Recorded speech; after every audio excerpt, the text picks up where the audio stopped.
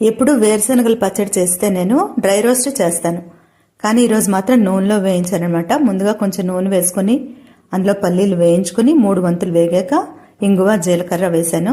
పూర్తిగా వేగిన తర్వాత పచ్చిమిరపకాయలు 2, పండు మిరపకాయలు ఒక 3, చింతపండు వేసి స్టవ్ ఆఫ్ చేశాను.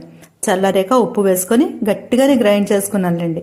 ఇంకా అంత పలచగా చేసి ఇప్పుడు సాధించింది ఏముందని చెప్పి దోశల్లోకి గట్టిగానే గ్రైండ్ చేశాను. ఇకపోతే దోశల సంగతి.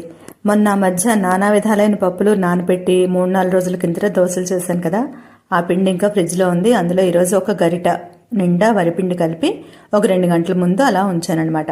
తర్వాత ఉప్పు జీలకర్ర తగినంత కలిపి ఇలా దోశల్లా పోసాను.